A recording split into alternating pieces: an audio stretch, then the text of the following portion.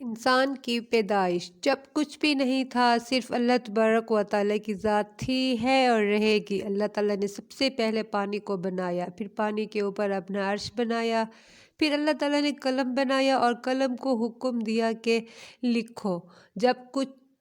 جو کچھ بھی قیامت تک ہونا ہے سب کچھ لکھ دو، اور قلم نے اللہ کے حکم سے سب کچھ لکھ دیا جو کچھ قیامت تک ہونا ہے۔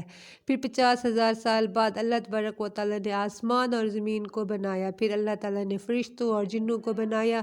انسانوں کو دنیا میں بھیجنے سے 2000 سال پہلے اللہ تعالیٰ نے جنات کو دنیا میں بھیج دیا تھا، لیکن جنات نے دنیا میں آ کر خوب دنگا فساد کیا اور خون خرابہ کیا۔ اللہ نے جب انسان کو پیدا کرنا چاہا تو اللہ نے فرشتوں کو بتایا کہ میں ایک ایسی مخلوق پیدا کرنے والا ہوں جو زمین میں میرا خلیفہ ہوگی۔ فرشتے کیونکہ جنات کے حالات سے واقف تھے تو فرشتوں نے اللہ تعالیٰ سے التجا کی کہ اے اللہ، یہ انسان بھی دنیا میں جا کر فساد کرے گا اور خون خرابہ کرے گا۔ اللہ نے جواب دیا، جو میں جانتا ہوں وہ تم نہیں جانتے، اور یاد کرو جب تمہارے رب نے فرشتوں سے فرمایا کہ میں نے زمین میں اپنا خلیفہ بنانا ہے تو وہ بولے ایسے کو نائب کرے گا جو اس میں فساد پھیلائے گا، خون ریزی کرے گا۔ ہم تجھے سراہتے ہوئے تیری تسبیح کرتے ہیں اور تیری پاکی بولتے ہیں۔ فرمایا، جو مجھے معلوم ہے وہ تم نہیں جانتے۔ اللہ تعالیٰ نے اسرافیل علیہ السلام، میکائیل علیہ السلام اور جبرائیل علیہ السلام کو باری باری زمین پر بھیجا کہ جا کر زمین کے چاروں کونوں سے مٹی لے کر آؤ، میں نے انسان کو پیدا کرنا ہے۔ جب یہ فرشتے باری باری زمین پر آئے زمین سے مٹی لینے کے لیے تو زمین نے ان فرشتوں کو اللہ کا واسطہ دیا کہ مجھ سے مٹی نہ لے جاؤ جس سے ایسے انسان کو پیدا کیا جائے جو جہنم میں جائے گا۔ اللہ تعالیٰ نے آخر میں اسرائیل علیہ السلام کو بھیجا کہ پیارے اسرائیل، تم جا کر مٹی لے آؤ۔ جب حضرت اسرائیل علیہ السلام مٹی لینے آئے تو زمین نے ان کو بھی رو کر فریاد کی کہ اللہ کا واسطہ دیا مجھ سے مٹی نہ لے جاؤ، لیکن انہوں نے ایک نہ سنی اور زمین کے چاروں کونوں سے مٹی لے کر اللہ کے پاس حاضر ہو گئے۔ اللہ نے پوچھا کہ پیارے اسرائیل، جب مٹی نے تمہیں رو کر فریاد کی یہاں تک کہ میرا واسطہ دیا تو تمہیں مٹی پر رحم کیوں نہیں آیا؟ انہوں نے کہا، یا اللہ، میرے لیے تیرے حکم سے بڑھ کر کچھ نہیں، اس لیے میں مٹی لے کر آ گیا ہوں۔ اللہ نے فرمایا، پیارے اسرائیل، آج کے بعد انسان کو مارنے کی ذمہ داری میں تمہیں سونپ رہا ہوں۔ اللہ تعالیٰ نے آدم علیہ السلام کا پتلا بنایا اور 40 سال تک وہ پڑا رہا۔ اللہ تعالیٰ نے آدم علیہ السلام کے پتلے پر 39 سال تک غم کی بارش اور 1 سال تک خوشی اور راحت کی بارش برسائی، اور اس میں انسان کو یہ سبق دیا کہ دنیا میں غم بہت زیادہ اور خوشیاں بہت کم ہیں۔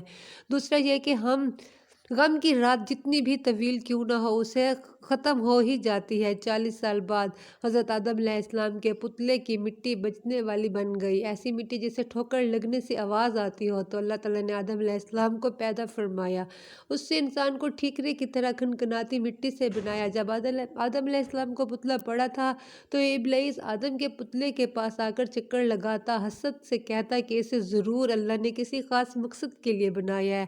فرشتوں نے آپس میں گفتگو کرنا شروع کر دی کہ اللہ جو بھی مخلوق بناتا ہے وہ علم اور ادب میں ہم سے زیادہ نہیں ہو سکتی۔ اللہ تعالیٰ کیونکہ شیطان کے کام بھی دیکھ رہا تھا، فرشتوں کی باتیں بھی سن رہا تھا، تو اللہ نے کہا،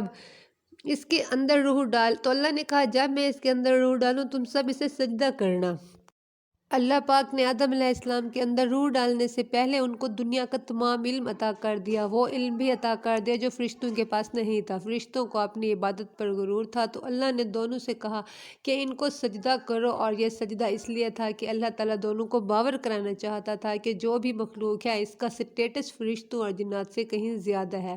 سب نے سجدہ کیا مگر شیطان نے انکار کر دیا اور کہنے لگا، میں تو اس سے کہیں زیادہ افضل ہوں، میں کیوں اسے سجدہ کروں؟ اور جب ہم نے فرشتوں کو حکم دیا کہ آدم کے آگے سجدہ کرو، سب سجدے میں گر پڑے مگر شیطان نے انکار کر دیا۔ ہم نے کہا، دفع ہو جا، اور فرمایا کہ بس تو نکل جا یہاں سے، تو ذلیل ہے۔ جب اللہ نے یہ کہا کہ نکل جا جنت سے تو وہ ڈر گیا کہ کہیں اللہ کی نافرمانی کی سزا میں اللہ مجھے فنا نہ کر دے، تو منت کرنے لگا، یا اللہ، مجھے قیامت تک کے لیے زندگی دے دے۔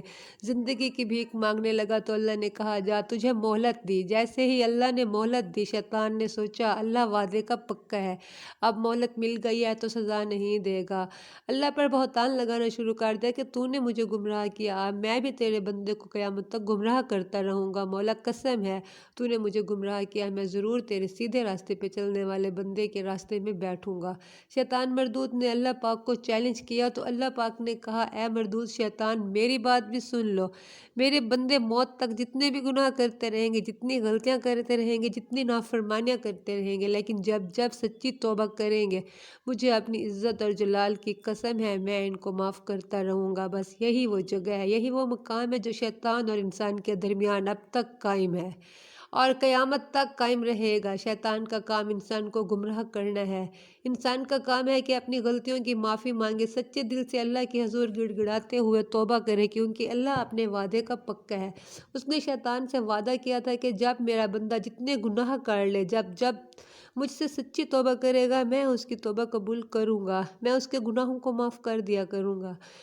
محترم لوگوں، اب انتخاب آپ نے کرنا ہے کہ آپ کو ابلیس کا فوجی سپاہی بننا ہے یا رحمان کی فوج کا سپاہی۔